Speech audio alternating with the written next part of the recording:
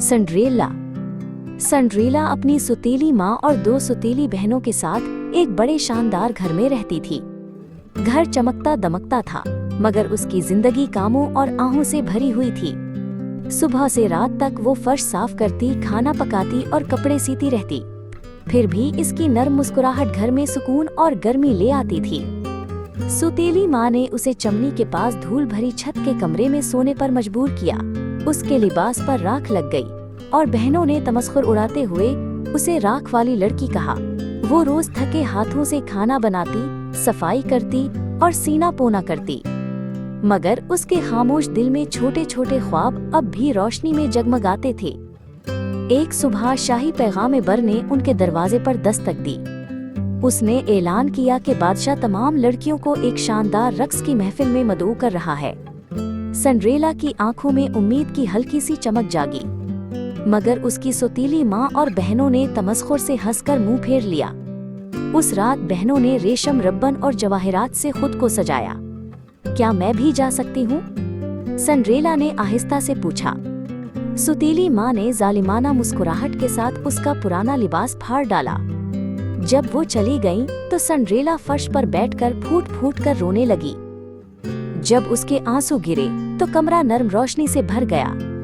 एक मेहरबान परी नमूदार हुई और बोली, मत रो प्यारी बच्ची। उसने अपनी छड़ी हिलाई और चांदी के धागे हवा में बुन गए। फटे हुए कपड़े चमकदार लिबास में बदल गए और शीशे की जूतियां सितारों की तरह चमकने लगीं। उसकी आंखों के सामने कद्दू बड़ा होकर सुनहरी गाड़ी में बदल गया। चूहे ताकतवर घोड़े बन गए और छिपकली एक नफीस कोचवान में तब्दील हो गई। परी ने नरमी से कहा, याद रखना, आधी रात को जादू खत्म हो जाएगा। दिल धड़कते हुए सिंड्रेला महल की रोशनियों की तरफ रवाना हुई।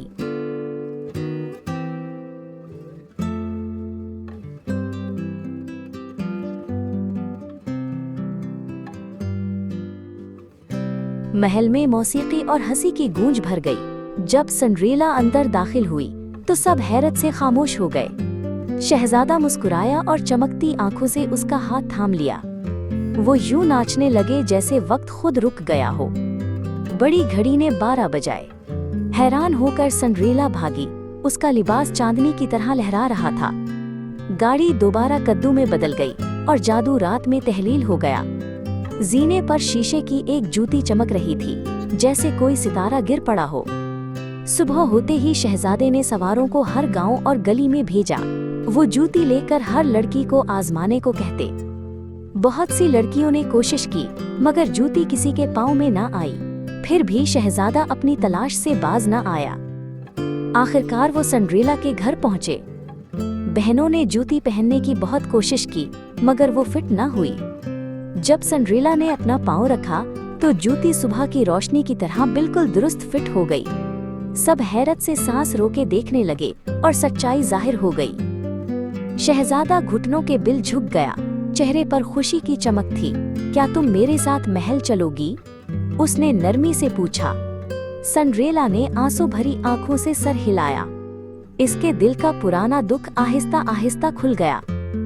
शादी की तकरीब मौसीकी, रोशनी और हंसी से गूंज उठी। सिंड्रेला ने नरमी से अपनी सुतीली माँ और बहनों को माफ कर दिया। वो और शहजादा दानाई और मोहब्बत से बादशाहत चलाने लगे और उसकी नरमी और मोहब्बत किसी ताज से ज्यादा चमकने लगी।